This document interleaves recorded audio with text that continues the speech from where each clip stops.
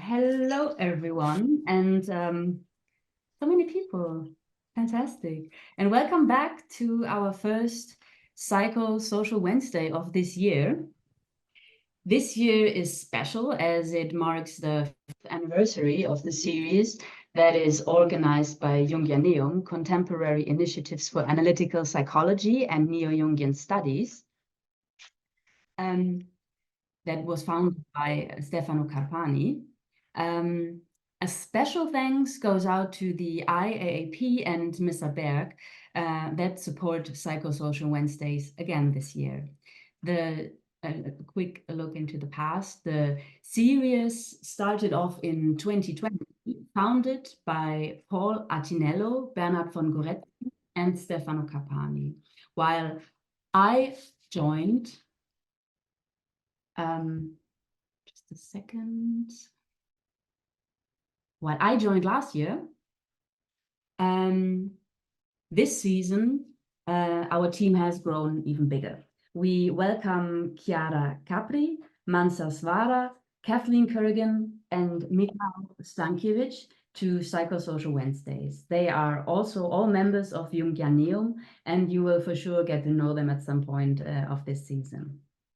There is one formal thing I have to mention. We record this webinar and post it on YouTube later. So if you have any questions or comments today, please keep in mind that this event will be published exactly as it unfolds, so without any edits.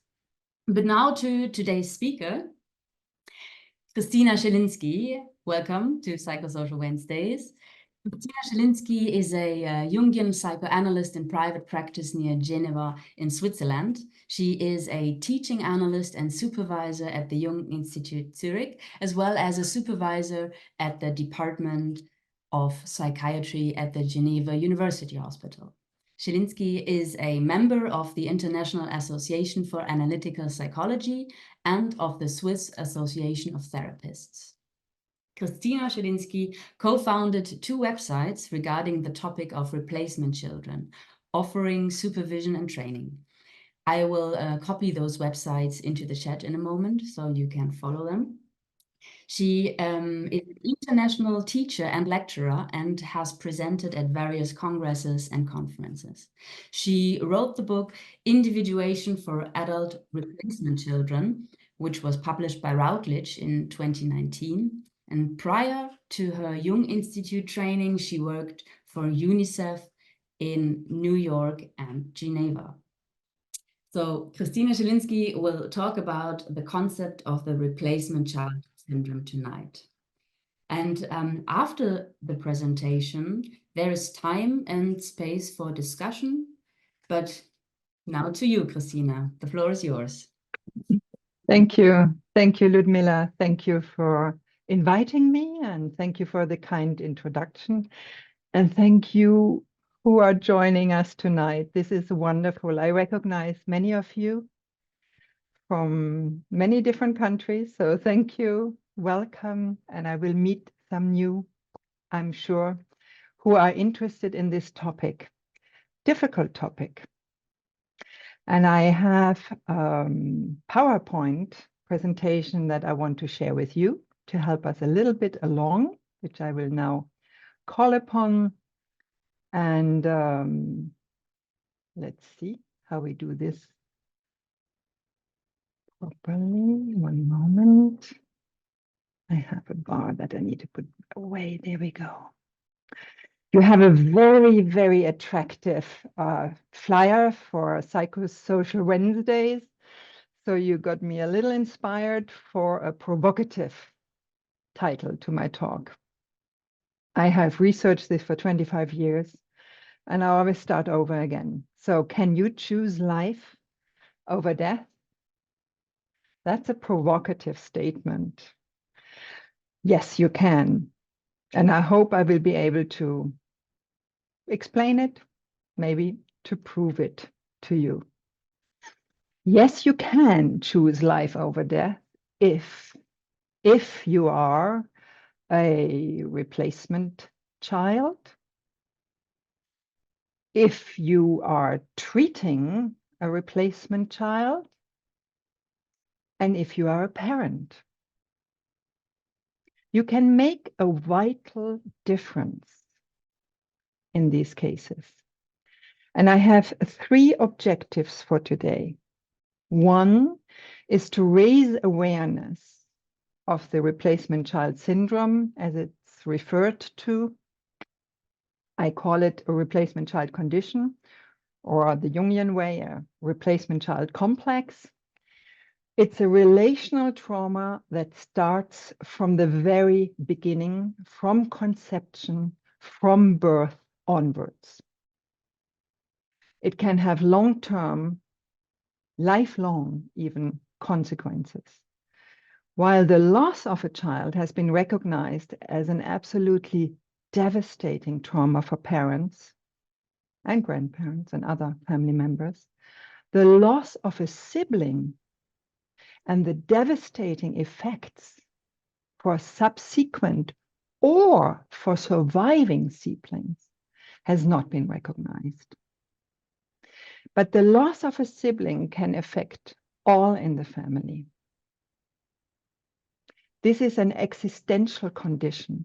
It's not necessarily a pathology, even though if it goes unrecognized, there can be pathological symptoms calling attention to it. So raise awareness. Second objective is to give you insight into the invisible causes of maybe some intractable cases in your work. This might affect more clients, more patients in your practice than you think. And I hope that this will help identify some of the symptoms, some of the symbols, and help you progress in these cases and contribute to your clinical work. And maybe to your life. Maybe this is relevant to you, your family, your friends. It's important to know if there was the loss of a child 1, 2, 3 generations ago, and to recognize possibly unconscious defenses in the therapist. Because if there are defenses, we cannot help in such cases.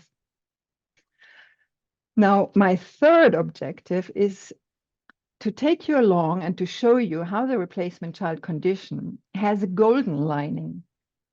How being face to face with these powerful archetypes of life and death can lead a replacement child to discover self and to lead a spiritually awakened or a deeper life.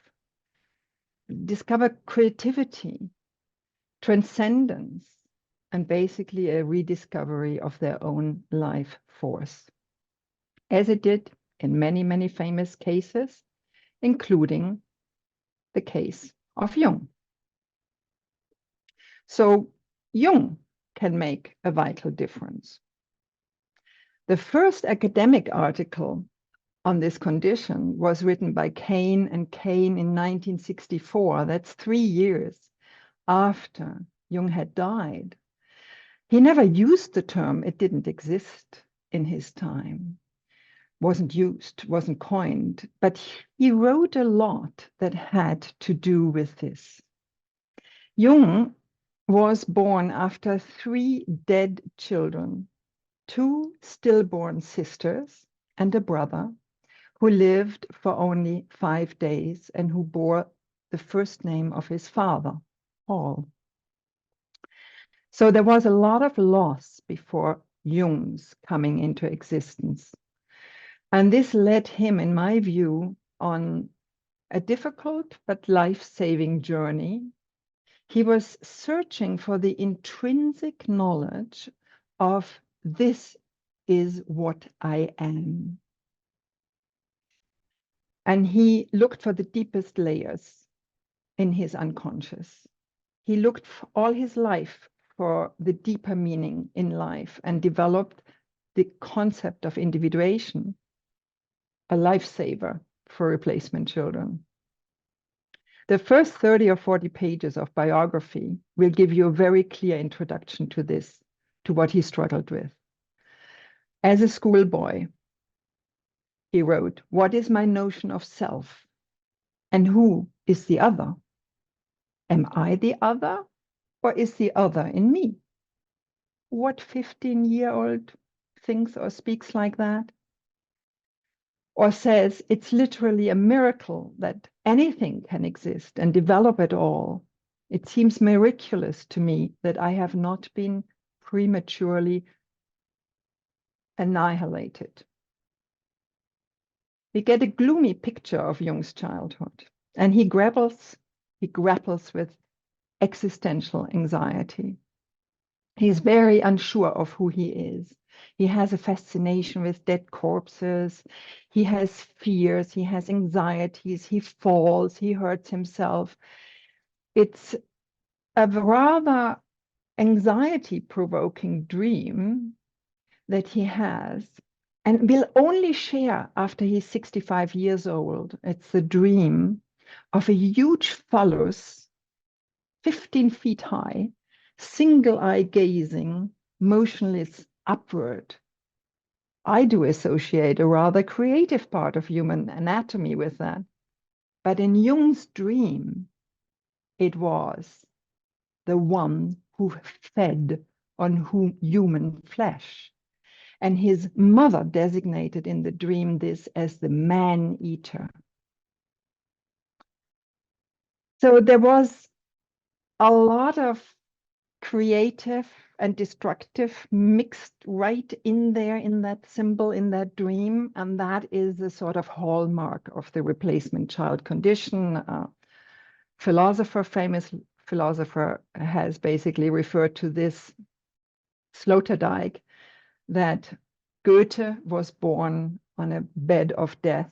He was a replacement child, and so was Jung. So born on a bed of death. So what do you do then? I want to take you to a contemporary picture to get at, well, who is a replacement child? Some of you may remember this tragic loss of a flight from Amsterdam to Kuala Lumpur. In 2015, it was shot down over the Ukraine. Evie, Mo, and Otis Maslin died in that plane together with their grandparents. And this is the baby born 10 months later in Australia, Perth. Is she a replacement child or not? Did the parents wish to replace? Did they grieve? Do they see traits of the lost siblings, those three you saw in the eyes of Violet May? Is Violet May having to make her parents forget that tragedy and give them a reason to go on living?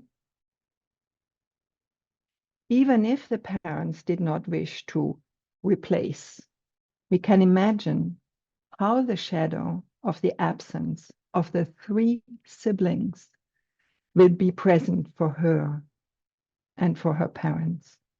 There's a nexus, there's a connection throughout. And this thought, does she owe her life to this tragedy?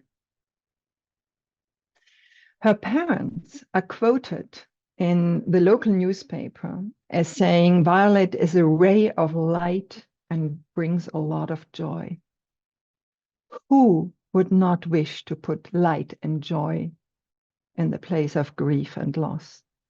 Who would not wish for these parents to find life and happiness again with this child in the face of that immense loss? I have full empathy and understanding.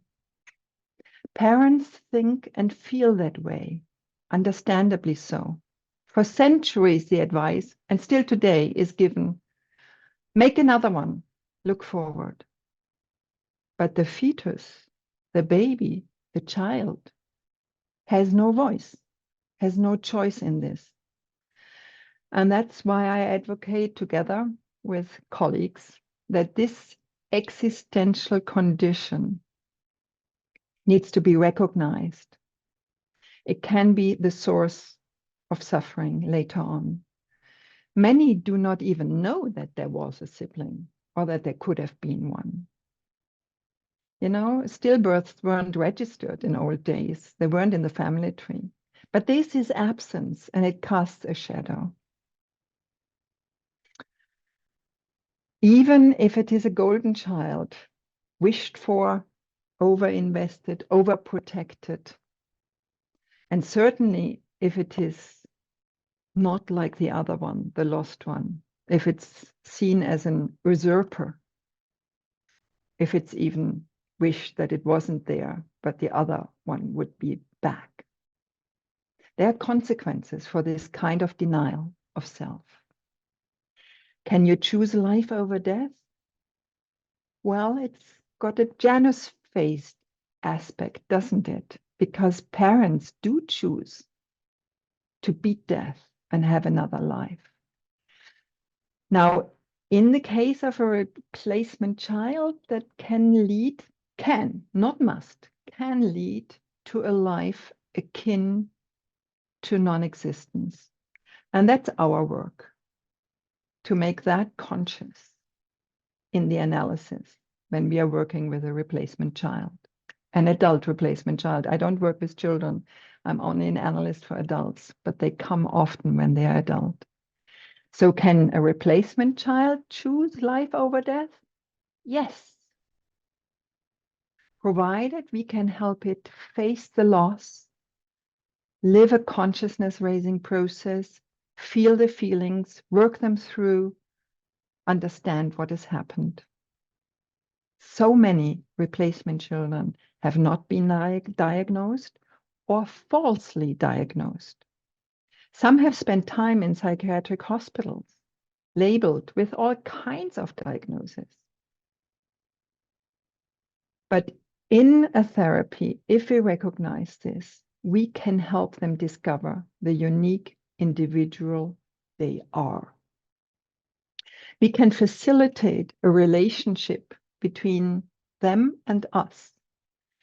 We can help them discover the dynamic force of the archetypal self, develop a relationship to their unconscious, because in the unconscious, there's so much to be discovered, and the self can prompt their self-realization. We can facilitate that relationship for growth and connection. And I said, Violet may be a replacement child, walking on eggs a bit, because maybe her parents think very much otherwise. This is not an easy term. Many reject the term replacement child. They haven't found a better one. Some have called it rainbow child or subsequent child. But just the term can evoke protest and negative reactions. It gives rise to controversy. So warning, there are massive defenses. Many parents who've lost a child do not agree with this term, and they feel it gives them guilt, as if they had done something wrong. Nobody's done something wrong. But we need to be aware of the consequences and maybe do some preventive things. This is a highly defended trauma, relational trauma, a scandalon. We face taboos and hidden family loyalties and the ramifications of parentification. How many times have I heard, no, I'm not a replacement child, my brother is, or my sister, or no, there's no replacement child in the family. But in the same breath, we had 3 children, or we had 4 children, we lost one. We wanted again to have 3 or 4. I think the replacement child, him or herself, can assess in knowledge of the aspects of this condition, what applies to them. And parents may defend, understandably so. And sometimes the work only begins after the parent has passed on. Very important disclaimer. Not every child in a family experiencing child loss is necessarily a replacement child. It depends on many factors in the family and the parents, and maybe in the soul of the replacement child itself. Now, I want to give you the definition, the way it stands at this moment in time. It was classically only a child conceived expressively to replace a dead child. It's been widened by several authors, including by, in my view. So it can be a child conceived or born, because it could be on its way already, to replace a dead child, or a stillbirth, or a miscarriage, or an abortion. It can be a surviving twin or multiple, also as a result of in vitro fertilization. Several are discarded or frozen or just die and don't work out. A child conceived to help to treat a sick sibling or replace a sick or absent child. I've had one who was replacing a child lost in a divorce. It can be an adopted child, or it can also be a child of unwished for gender. So a girl instead of a boy. The poet Rainer Maria Rilke was dressed as a girl until age 5. I recently saw a man who was wished for as a girl, was dressed as a girl when little. He finally had a daughter of his own and thought, I now fulfilled mom's wish. I know of a woman who is born after a lost son. She did not feel loved by her mother, dressed like a boy, cut her hair short, and still was unable to win her parents' love. One replacement child born after a lost son said, I could do nothing right for mom, but when I finally had a son, I did something right for mom. Maybe some of the transgender kids could be falling in this category. I've had several cases, but I think I would really like a real study to be done and ascertain this. A replacement child is given the role to replace a missing sibling or even other member of the family. I know of a case where she replaced her own mother, looked alike, got all the clothes to wear, was supposed to do the same profession until she figured out what was going on. She wasn't her mother, she was herself. Or if it's not given or assigned or projected, then it could be a self-identification with such a role. But we know that if we play a role, we are not ourselves. We are in the false self. We are in the false self, and we are playing something. And the role is basically to cut grief short, to make forget, to go forward, etc. But that can affect one's life for a very, very long time. This deserves much more attention. Siblings deserve much more attention. My credit goes to Henry Abramovich. I discussed this with him for 25 years by now. And his book, Brothers and Sisters, is just coming out now in a second edition. But again, not every child born after loss is necessarily a replacement child. But it can be serious. It can be dead serious. Because this is the most succinct I could formulate it. When a human being is expected to replace a dead sibling, to be a revenant, the one who comes back from the dead, this person is not supposed to be him or herself, but to be another person. Actually, to be a dead person. So how difficult that can be I give you one example from supervision of a psychologist at the hospital. She's called in an emergency to come and join the psychiatrist. A woman is there, totally inconsolable, sobbing. Her husband went out for a stroll with the baby in the morning. At the pedestrian walk, the car didn't stop, and the baby was killed in the stroller. She only cries, "I want my baby back. I want to be pregnant right away." What can you say? What can you do? I don't think you can do anything, because that advice that's given in literature by John Bowlby, or Cain and Cain, grieve before you conceive, wait, do the grieving work, let go, make it a memory. It's just often not possible. So many years later, decades later, we might be seeing the baby as a patient. In my view, 4 areas will demand our clinical attention: clearly attachment, clearly grief, probably identity, survivor's guilt, and relational problems stemming from the attachment.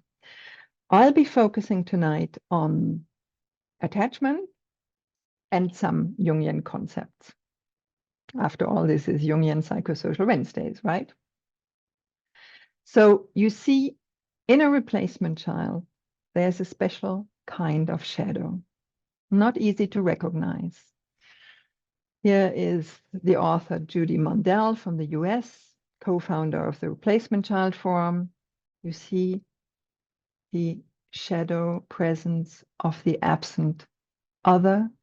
Here is the most recent book on this topic, for now in Dutch, but soon we hope in English, by Art Nieuwenburg. Thank you, Art, for being there tonight with us. Greetings. And you see again this shadow. You called it Elvis children in reference to Elvis Presley, who lost his twin brother at birth.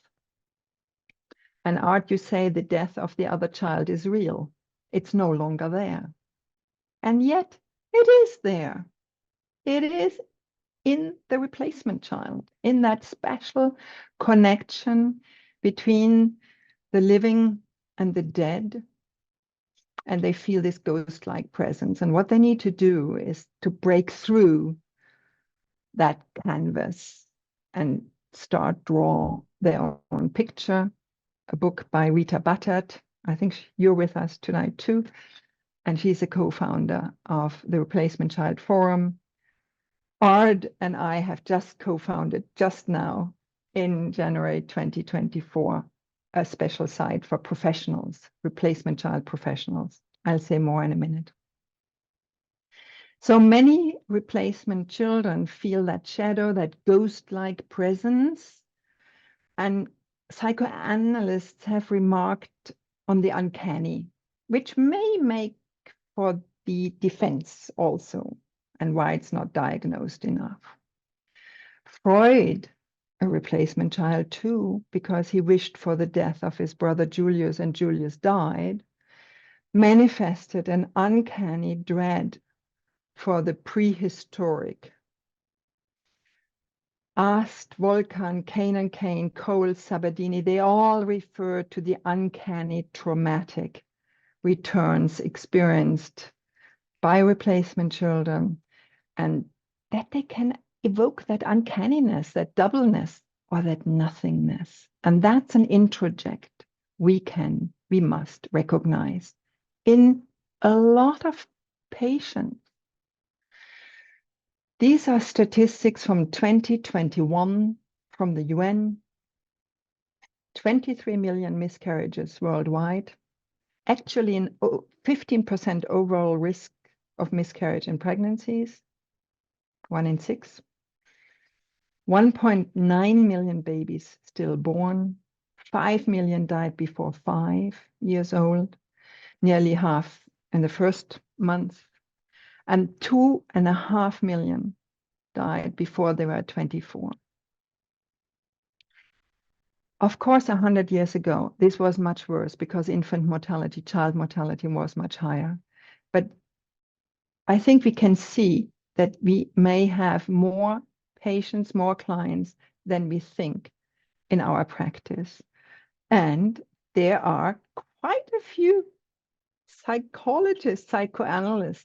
Jung, I mentioned, Freud, Anna Freud, of course, too, Sabine Spielrein, Françoise Dolto, Didier Anzieux, Harry Guntrap, Pete Cooper, Donald Winnicott was supposed to be a girl, not a boy, and many, many others.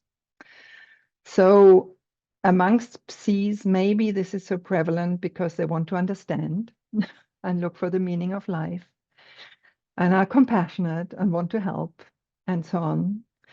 One of the authors I discovered, he's no longer with us. Maurice Perrault, a French, said there are 3 ways out for replacement children. Either you go mad or you become creative, like many a painter or composer, Van Gogh, Dali, Beethoven, Stravinsky, lots and lots of poets, writers. Or you become a Psi. So that mad, creative or Psi was what Perrault said. And of course, I will say, or you individuate, you go the individuation path. Before we get there, here the symptoms that you may find in a replacement child: low self-esteem, not good enough, clearly questions regarding identity, difficulties with relations because of attachment, I will go into, anxiety, phobias, maybe because of the overprotection in some cases, depression, sometimes with psychotic symptoms, traits of a personality disorder, you name it, could be dependent, could be narcissistic, could be borderline, could be all kinds of things. But these are traits, they are not the root causes. And that's we need to get to.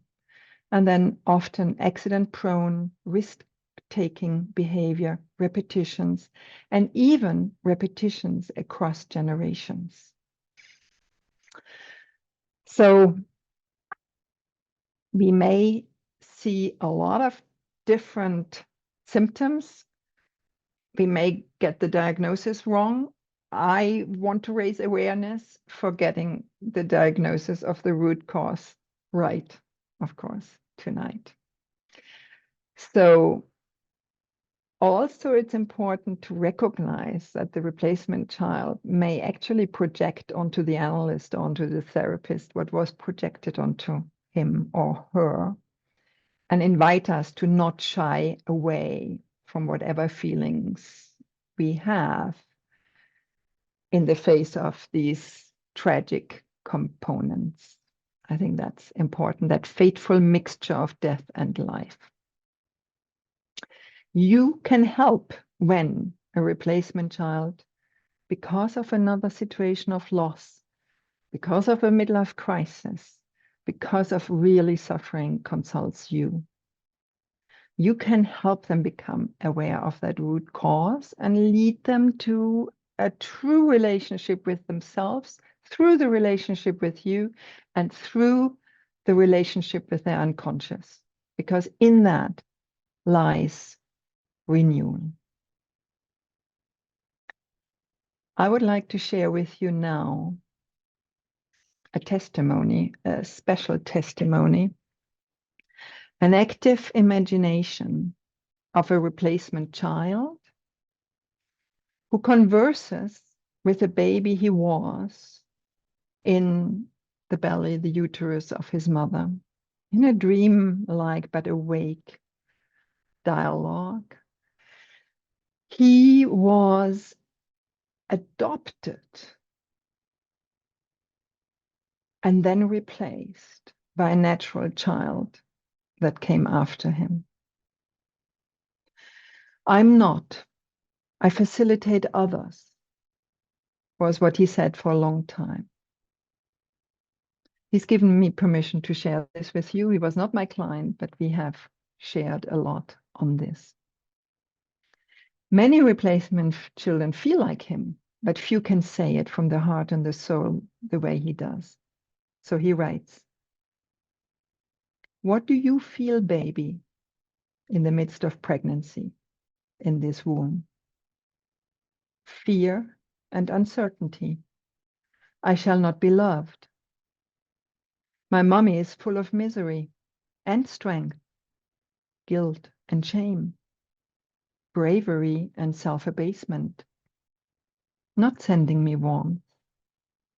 When I have left this womb, I shall be in a loveless world. She will not want to look at me. I know it's I who makes it all wrong. It's because I'm here that she's wretched. She cannot simply be and let me be. I'm an accident, unwanted. I may not feel at ease and lose myself in the flesh of my mother. I may not merge. Always I must push away as she's pushing me away. If I survive the pains of birth, I want to die. Forgive my sin of being lonely, so lonely.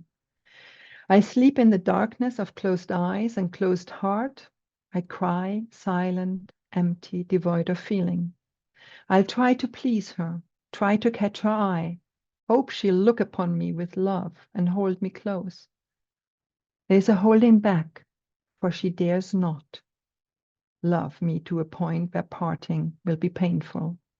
Protection for her and for me. That which has been given can be taken away, taken in a trice, and leave but a wreck behind, the semblance of a memory.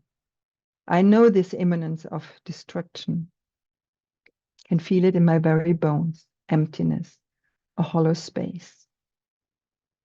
No one sees my need to know myself through knowing thee. How can you build a good life out of loss? Bewildered, I'm black inside, feeling little, waiting and wondering, longing to be held, sick at heart, sad, strangely separated. It will go on this way for all my life.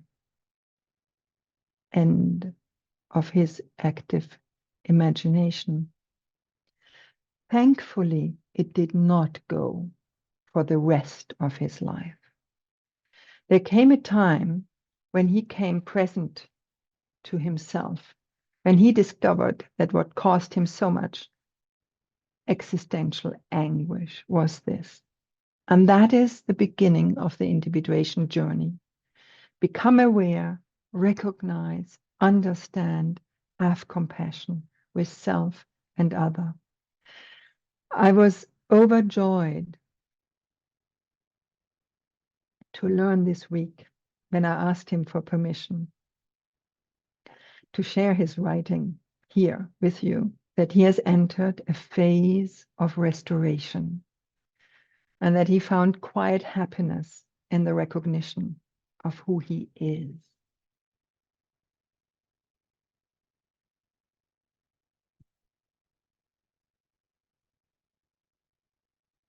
So can one choose death over life? Yes. By becoming conscious of an internalized dead mother or dead father, as Andre Green called this, when a parent is absent because of grief, depressed, it's experienced as not alive, as if dead. And we can become conscious of that because, of course, it's difficult because we will live this again in the transference, in analysis, in therapy, you know? Green wrote that a dead mother draws the child towards a deadly, deserted universe. And the child will identify with it to have a mother. So that's what we will live through. And we know how important is the attachment phase for the identity and the self-worth and later relationships. And the child feels what the parent feels. And some parents cannot attach to the new child after grief. So the attachment pattern may be ambivalent or rejecting or hostile or art, like you said, not safe. And that can color and repeat itself in later relationships. Now, in analysis and in therapy, we can offer a new kind of attachment in full knowing of all of this. Secure, mirroring, holding, reparenting in a sense. Can you choose death over life? Yes, you can. Provided you recognize this nexus, this amalgam, this hideous thing of one joined to the other, so well documented in this drawing by Salvador Dali. He, like Egon Schiele in the previous illustration, they're both replacement children, you know? So a replacement child can become conscious of that and differentiate itself, himself, herself from that other and connect with self. Individuation is to divest, says Jung, the self of the false wrappings. This is what's needed in order to get to the true identity of the replacement child. And that's aided by a force, the force of the self. This quotation from Jung, the urge and compulsion to self-realization is a law of nature and thus of invincible power. I told you that he was born after 3 dead children, and I think that that experience, and there was a lot of more death in their previous generations, it led him to place so much emphasis on self-realization, on individuation, on a force within ourselves pushing, prompting, furthering our development. This is not just a great quote. This is actually a real possible aid for replacement children. It can become a realization for them. And he also said, the self is timeless and existed before any birth. It's not a metaphysical affirmation, but a psychological fact. Now, this goes into the area of soul, psyche, and something, the daimon that was there before a projection of a replacement child is coming forward, or before a self-identification with an absent sibling in order to make him come back, right? So there is a force that's posited that says, you can't forgo your self-realization. It will not sit easy. It may come kicking and screaming and make you suffer, so that you look, that you grow. Now I would like to, how are we doing? Yes, we're doing good. Focus on Jungian concepts that help to understand replacement children. It's all archetypal. The archetypes of life and death, too close together. The chance, the option to experience the archetype of rebirth. The archetypes of anima and animus. For the non-Jungians tonight, it's the inner image of the inner feminine and masculine aspects within ourselves. So if the other is absent, we will have an absent inner image of the other, whether it's anima or animus. The archetypal self, I've already referred to it, and I'll focus on the shadow. So we can understand the replacement child complex as a result of some of these archetypes. We can understand the conflicts, the often negative, parental complexes or idealized, the ambivalences. We need to recognize those archetypal influences, and we need to recognize that there's a dead image of the other and replace it with a alive image of the other. If possible, it's recognized within the unconscious steering of the replacement child itself. So individuation has a trust in this force called the self. Individuation denotes the process by which a person becomes a psychological individual, a separate, indivisible unity, or a whole, not a replacement. So that is possible. Here are the archetypes of death and life in an illustration by Gustav Klimt, a replacement child.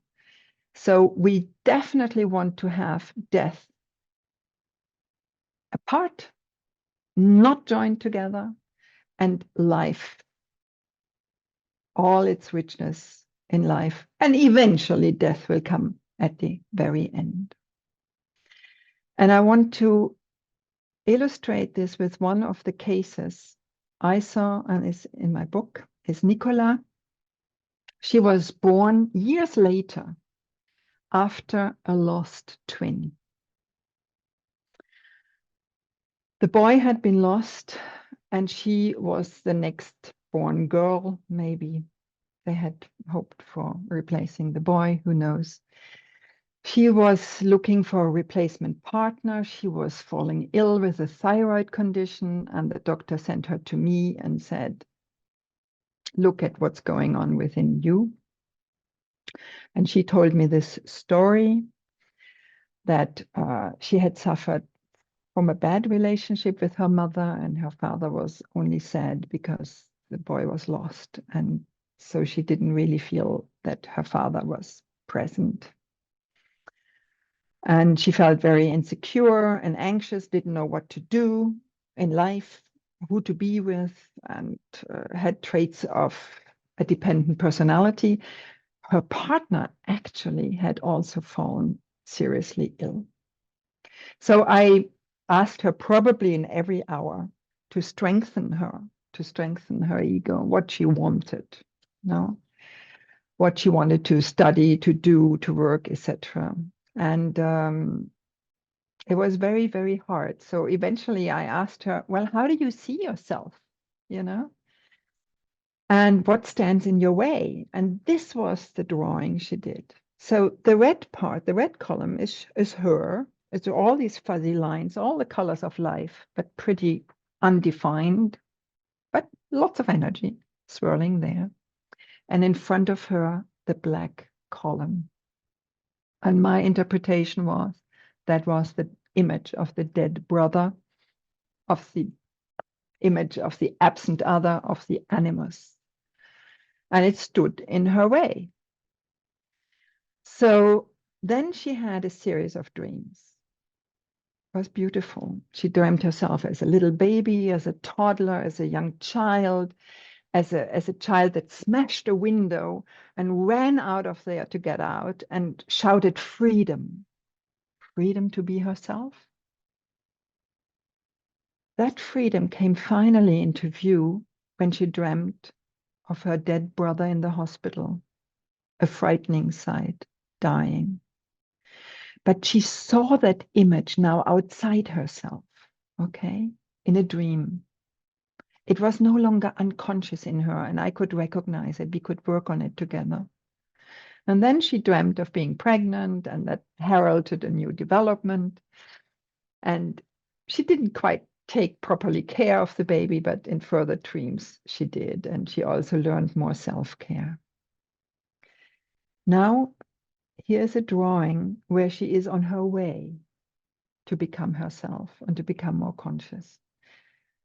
Now you see that the black, the absent other, is on the other side, and she is on this side and faces him. Well, arms and hands are missing still, and the faces are not well defined, but you can see the progress, and black and red often denote death, and life. And we have this differentiation that I'm talking about. And we had a development that she started valuing her talents and that she chose new studies and she chose a new line of work. And I'm happy to know that she has a beautiful family today.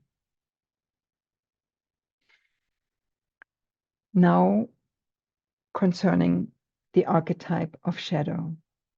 And here again are two aspects. Very often we will find in a replacement child a guilt complex. Do you remember the story of Cain and Abel in the Bible? Cain slay Abel, and Seth became the first replacement child. Eve, Adam and Eve. Eve said, God has granted me another child in place of Abel.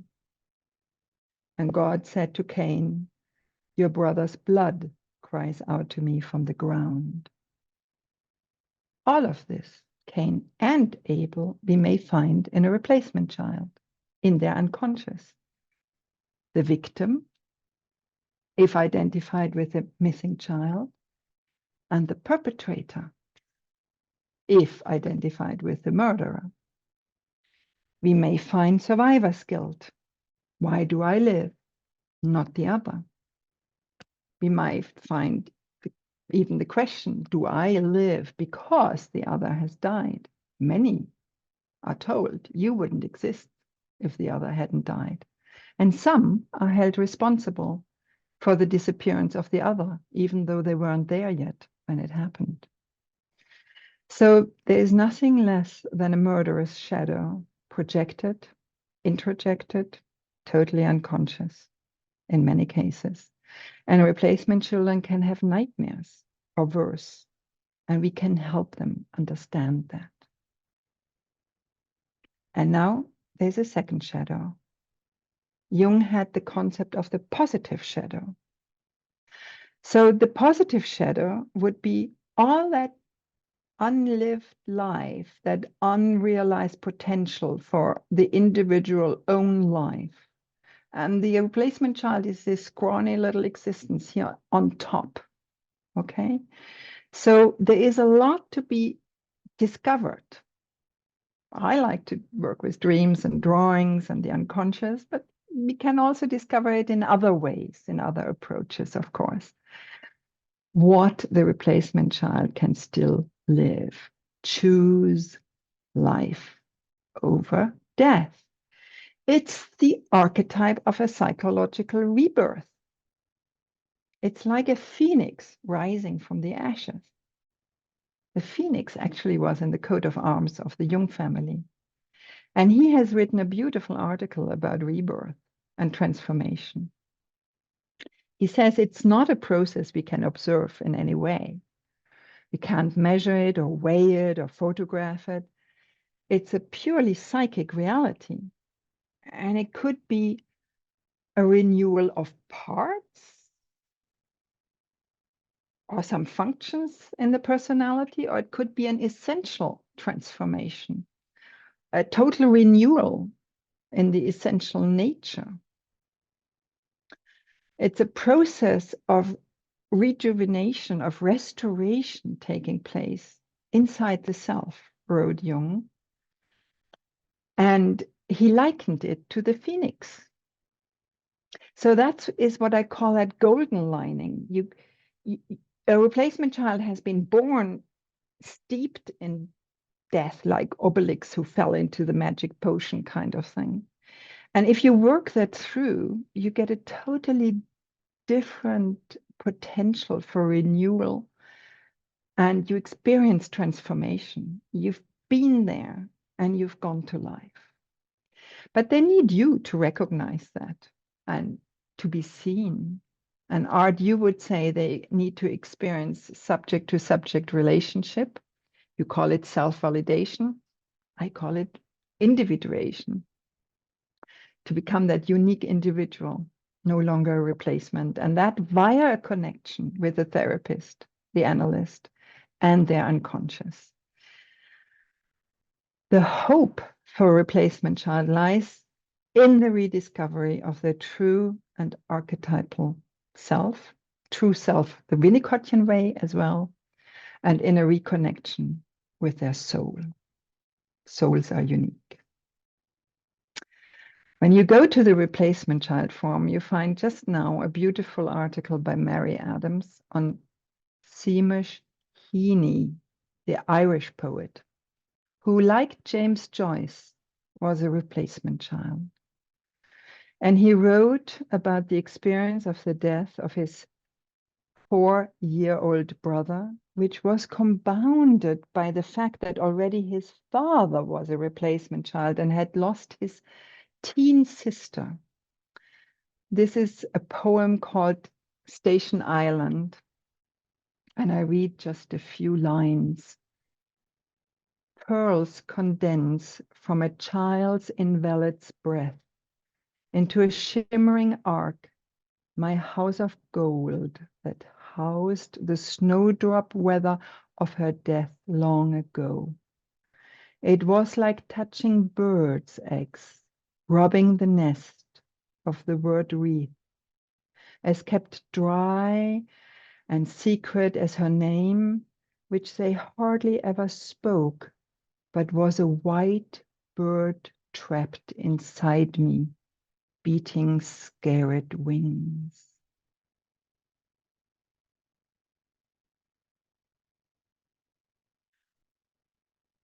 In my book, Ludmila, that you kindly referred to, there are 21 replacement child cases and their journey back to life, including my own journey, because I'm a replacement child too. And this is the website I co-founded 4 years ago with Judy Mandel and Rita Batat. You will find information and literature and film references and blogs and testimonials and a lot of information. Once more, I go quickly back. Please consult it, please hand it on, please write to it, your contribution. And then we just now co-founded Replacement Child Professionals.com, helping replacement children, bereaved parents, mental health professionals, training institutions, support groups. And our first event will be in 12 days on the 29th of January. We will discuss life, guilt, and the replacement child, together with Art Neuvenbroek, who's written this book on Elvis children. And you can sign up if you wish by taking a photo or a screenshot or whatever of the QR code. We hope to be able to offer you supervision or training or whatever you would need, maybe. We will see in the discussion what you need. So I'm very grateful and I look forward to your questions and to your comments. And there are some other things still we could share. So I'd love to see you. I take you all back. And please, over to you. Well, thank you very much for this, quite profound insight in just 1 hour to this interesting but also emotional topic, I would say. The door is open for questions, for comments. Raise either your digital hand or write a comment or a question into the chat. I'm happy to read it out loud. Let's we give people a moment together. Right.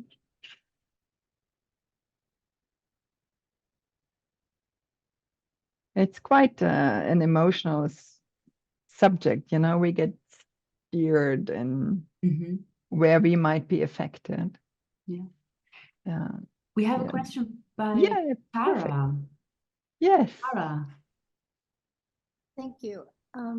Kristina, thank you so much. What an amazing topic to focus in on. And And thank you for the organizing to bring us together. I'm I'm curious how you might differentiate a grieving mother replacing her grief or displacing her grief with a child when it isn't a loss of her child, but a unresolved grief, complex grief in the losses of her own childhood, which Yeah. would cause a lot of attachment problems. And so I see so many similarities in what you're talking about, and I wonder how to differentiate it and if this model would be a useful model in those kinds of family constellations. Thank you, Tara, for your question. Clearly, there is a projection of an inner child over a lost own childhood that can happen. I think still I've been criticized, and rightfully so, that I should stick to the clear definition of the replacement child. And that would be an actual death, a loss through a death, or say a total absence because a child is in an institution or some other ways. I see, Tara, the pertinence of what you're saying, and clearly working through that emotion and leading that person to their own inner child and reparent their own inner child, find archetypal parents and find an individuation for her own inner child, clearly is the same path, and do the grieving for what was lost in her childhood. But I still think that there's a special thing there, that nexus of death that I'm focusing on, and that's archetypal also in the myth of Nessus, that would underlie this condition. I think to just be clean on the replacement child, that would be that. But I think what your question also, if nobody asks one right now, brings up is, how do you distinguish between a child that actually was born, stillbirth, lived some time, and then died? And how do you distinguish between a miscarriage and an abortion? Right there, that's a sort of bridging towards your question. And it's more complicated because it's less real. It's more a question of fantasy. It's an even more unconscious projection. But I have seen replacement child cases where it was a miscarriage before. Many cases actually I've seen. And that is something we can also, when we have heard about it, know about it, read about it, research about it, we can recognize that in a client, in a dream, or in their feeling, or in their tears, or in some other emotion that comes up. That can happen. And I have had clients where I said, well, go and see if you could talk to your mother or to an aunt. And suddenly there was this important information coming forward. And suddenly there was even a reconciliation possible, a ritual possible. Things fell into places, and that ghost-like presence or absence was resolved. So it's a major issue. Thank you. Yeah. Thank you, Tara. you. Yes. We have to keep the order. I would read out one question from the chat. Good. Patricia Preisner, thanks you for the presentation. It was the first time she's heard about this topic. And she'd like to ask if it's also the replacement child complex when the child replaces not a sibling, but the past parent of a parent. Yeah. Oh, yes. Very true. Very true. I mean, yes. The death of a grandparent or even a great-grandparent, and you see it when first names are handed on, okay? I know of a person where everybody across 4 generations was called the same first name. And yes, there could be the death of a parent, a grandparent, around the time of the conception or the birth, and the desire to get over that loss, or the desire to have something come back. Yes, the answer is yes to your question. Yes, definitely. And I've also seen repetitions across generations, you know, of loss, or because of this, a desire to not have children, you know. Thank you. So, Then you're welcome. Yes, next one is Claudette. yes. Hi, Kristina. Thank you very much. It was really interesting. I really appreciated a lot of what you were saying, especially the stuff about Jung. I'm always trying to make sense of Jung, and it's helpful to have other things to think about. But I have just one question. You sort of in passing, you made reference to maybe this relates to trans people, and I was wondering if you could say a little more about that because I'm particularly interested in that. Okay. Well, I've seen several cases where a person was not happy with the gender they were. And you've heard me also say that sometimes parents really are not happy either with the child the way it comes, or with the child the way it comes in the wake of a child lost of the other gender.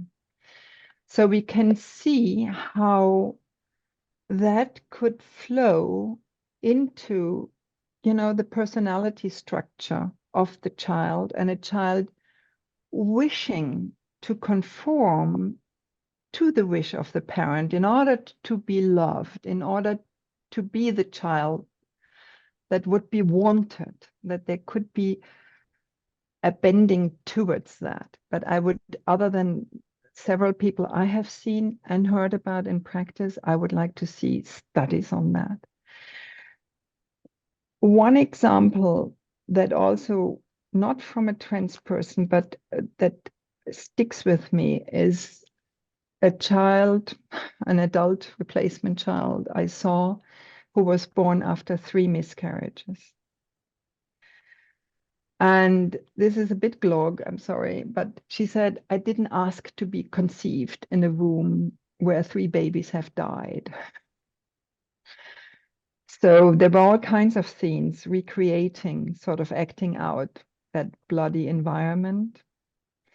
And we also know, I think, maybe some of you know more than I do, that cells of lost babies are staying in the uterus lining or in the bloodstream of the mother. So there is an encounter with cells. It's not just the emotional burden and traces, but there's more than that. So that's why I think there could be something of that kind. I would assess this very individual with each person, you know. Well, I can see that what you're talking about could interact with things, but my concern would be sort of reducing the trans person to this. No, You know, no, I no, think no, no, there's not that at all. you know. No, not at all. But I said, that's why I very carefully said it might be an aspect in some of these cases, studies would be needed. No, I wouldn't reduce it to that. But it could be one of the factors.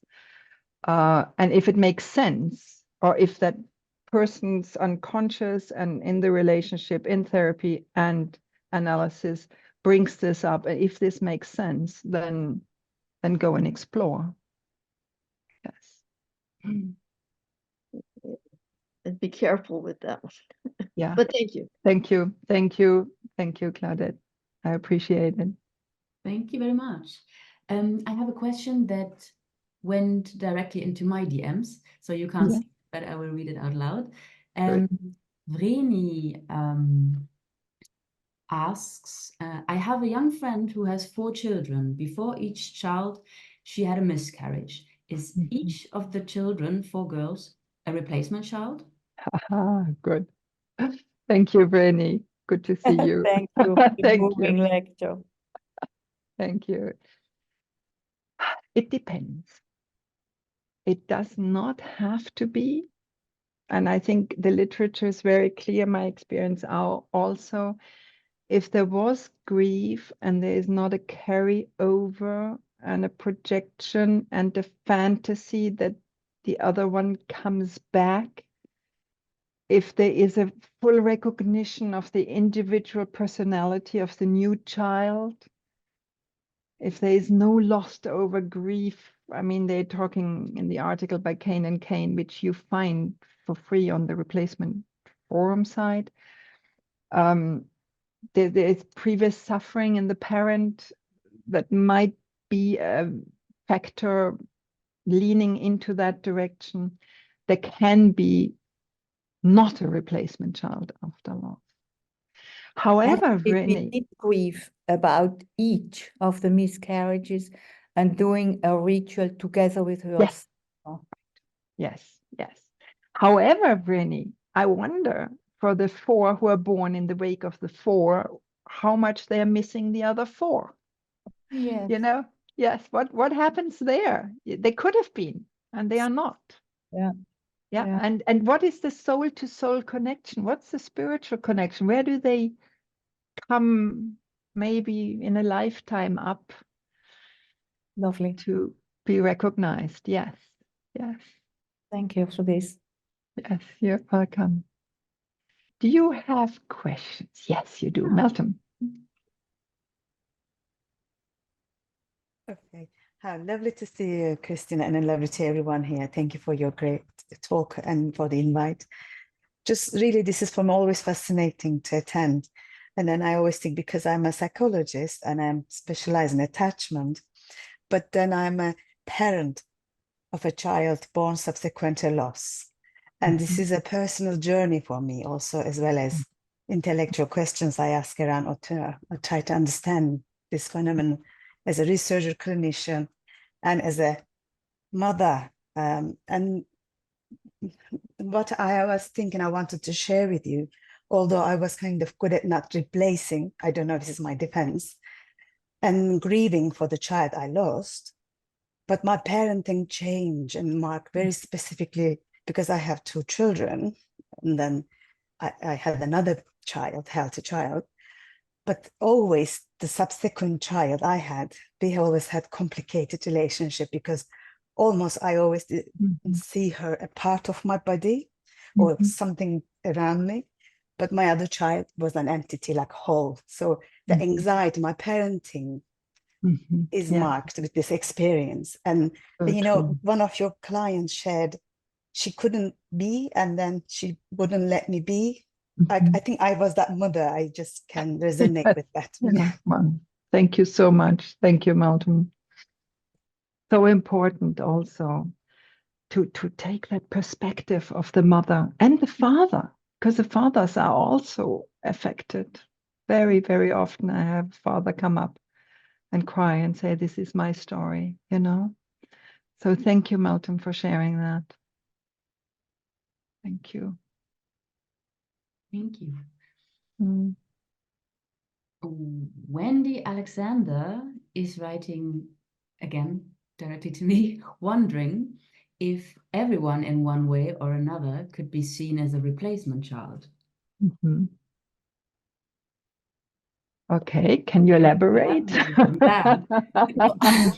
Please I speak. can. So okay. Wendy, you just kind of touched on it when you said it could be be either of the parents, because I'm just wondering, what if one parent is thrilled they had a girl and the other parent is really has not the same experience, or if one parent is a replacement child but the other parent isn't. So in a way, I mean, for me,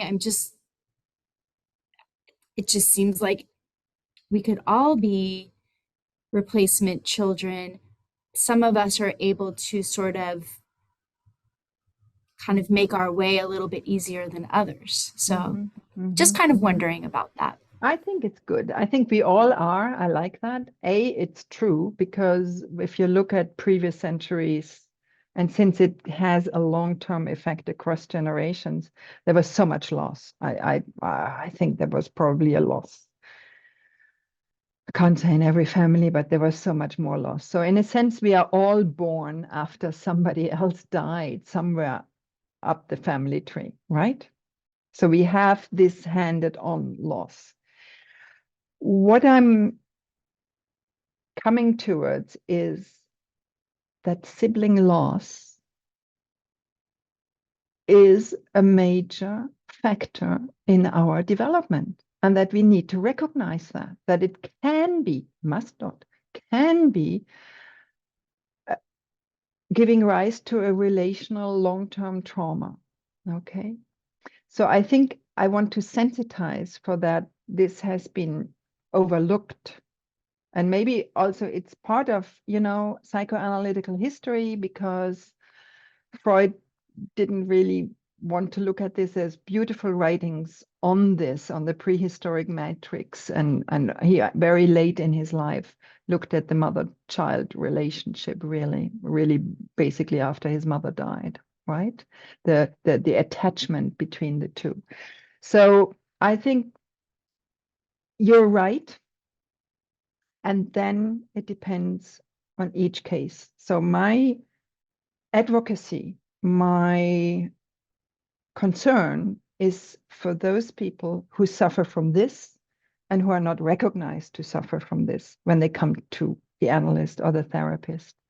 And it's very interesting what you say. One parent may have this in their replacement child history themselves, and another may not. And it can fall either way, because I have 2 children and I'm a replacement child, and can tell you my 2 boys who are adult young men now know this, and they're aware. It's out in the open. It's talked about. I think it makes a difference if one is aware of it.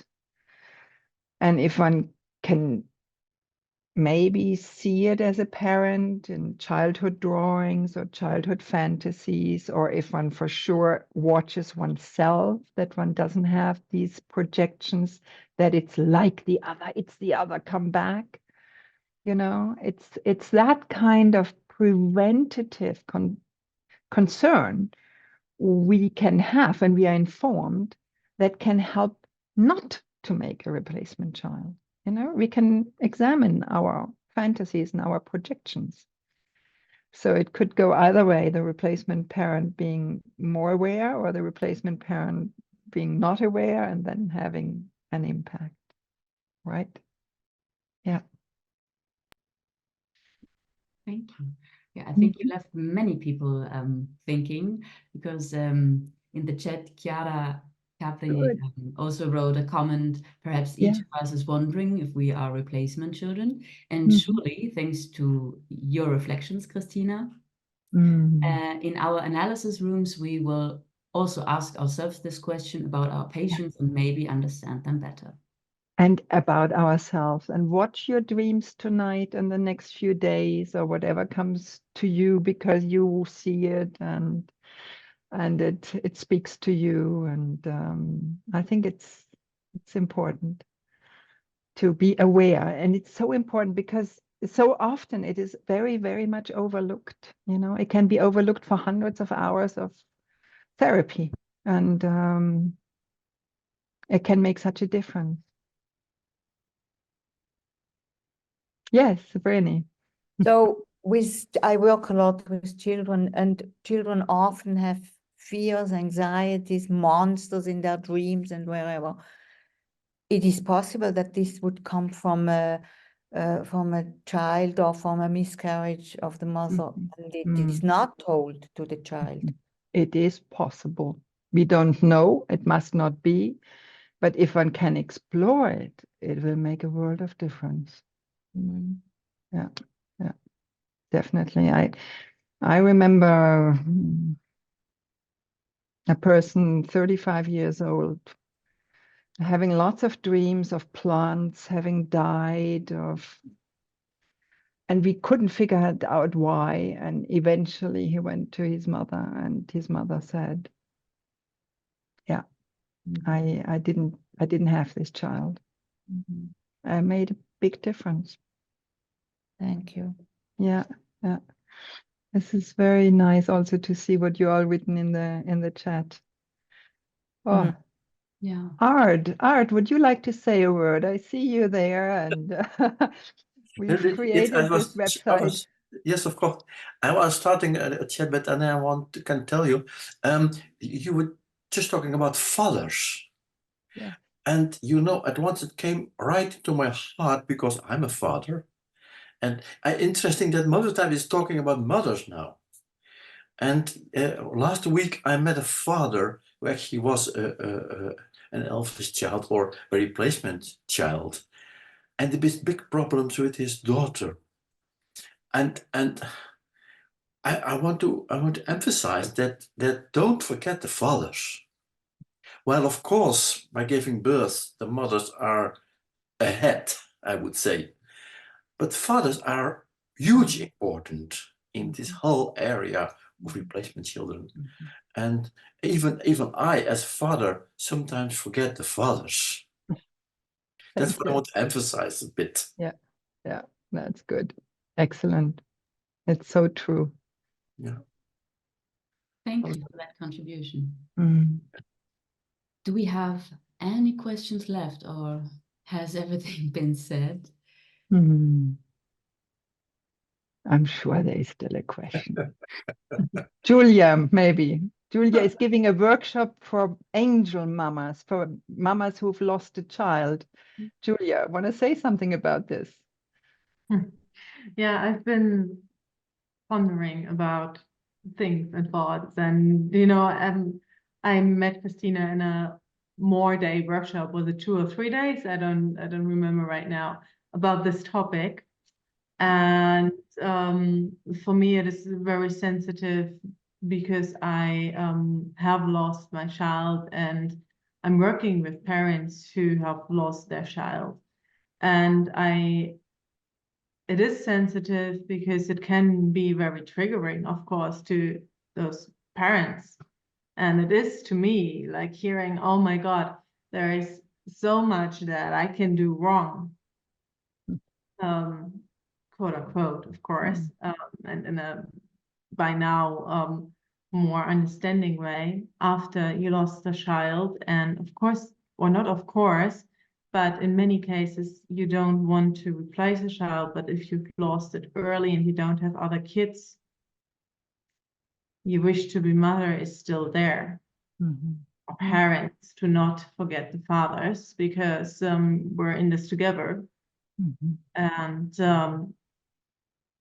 then it's such a difficult decision, like when is it a good timing? And we become parents later and later in our lives, so the time of, oh, can I wait for however long I need to not be grieving anymore, and when will that be, is out of the question. So that's what's in my head all the time. Like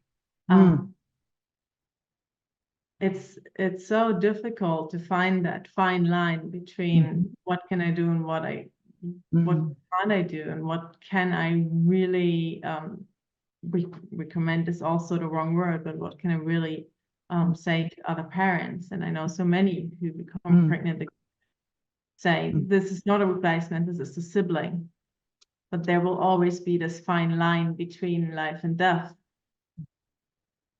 Yes, the other one this is was true. there. Yeah. Thank you. That was not a question. It was me rambling about this topic. No, it's very important. Yeah.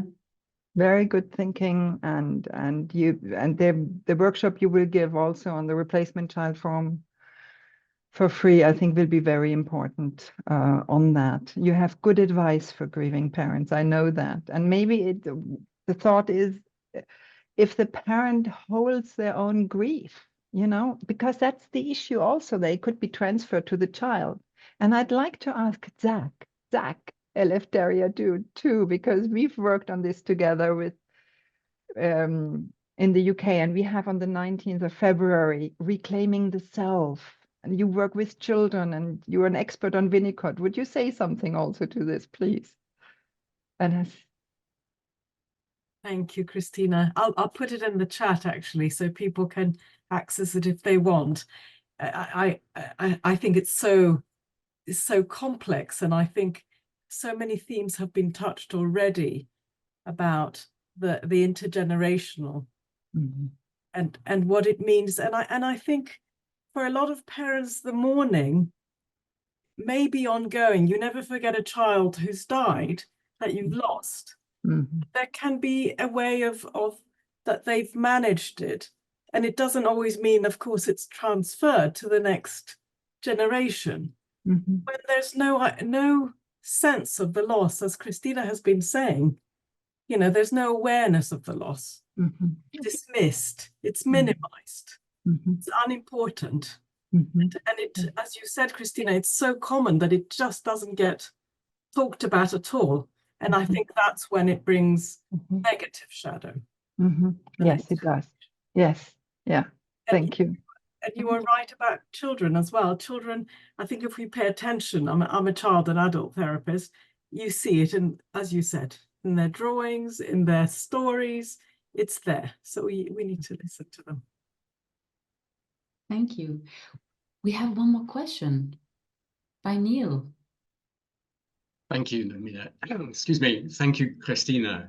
That's been fantastic. In my mind came up a slightly different scenario, and I just wondered what you thought of this. That a child can, do you think a child can become a replacement child in adolescence? And I'm thinking particularly of somebody where one of the siblings has died or killed themselves, and then there's so much transferred from the parents to the surviving child.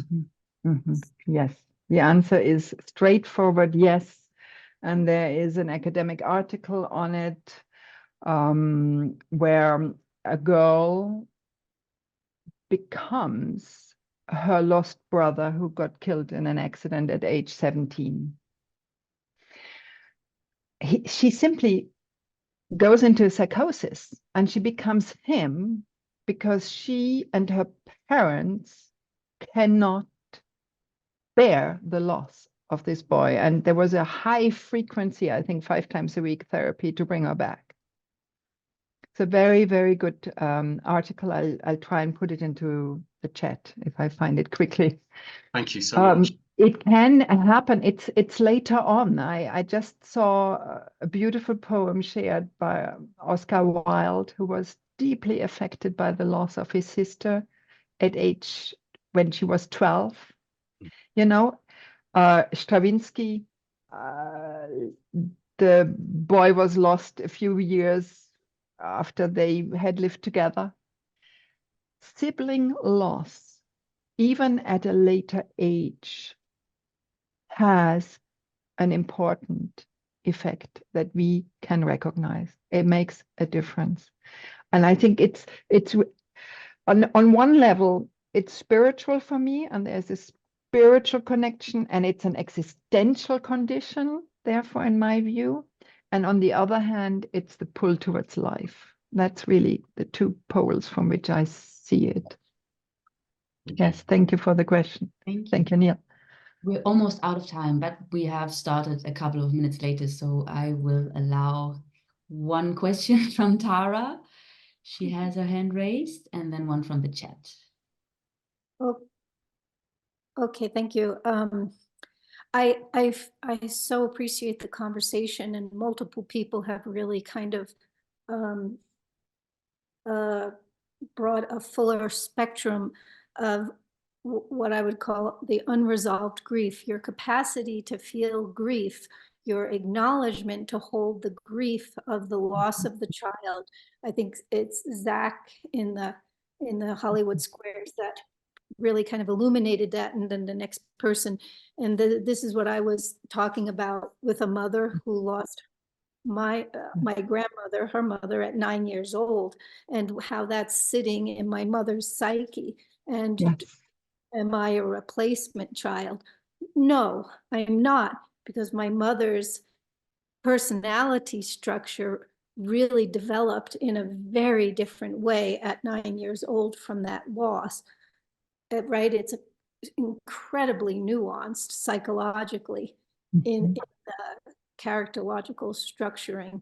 But what we are talking about here, that we can cross over to very different kinds of constellations of loss, is one's capacity to be able to hold the grief, acknowledge the grief, be able to differentiate the lost person, personify them, create that, in this case, as a sibling, and bring that sibling into the family as a memory for the children that come, because it really intersects with this complex bereavement that I work with all the time. Yes, And yes, so true. Underline every word you said. Perfect. Thank you. Absolutely. I quickly read out the last question by Francis Dahlenberg. Is there any difference in the impact into the replacement child depending on the circumstances of the loss of the sibling, e.g. man-made loss, accidental loss, miscarriage or suicide? Thank you. Thank you for the question. I would think, first of all, there is a difference in every replacement child because there are different circumstances and different personalities, different psyches. So yes, there's a priori a difference. And I would think that, as I said before, with a miscarriage or an abortion, it's maybe much, much more fantasy-like, right? Much deeper in the unconscious. Suicide is probably a terribly traumatic event, leaving very, very deep scars. Man-made loss. I think there's a whole societal question also, if there is a society with a lot of man-made or natural catastrophic loss, how much of these life and death energies amalgamated are free floating and would need to be made conscious. That's a whole other thing. But I hope I answer the question of Francis. It is individual, and then there are levels of trauma, I think, that need to be looked at as well. So the paper, thank you for saying, it's Stolorov and Stolorov,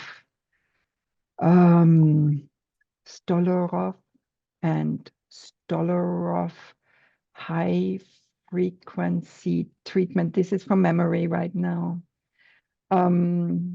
For a psychotic decompensation. I only know for sure the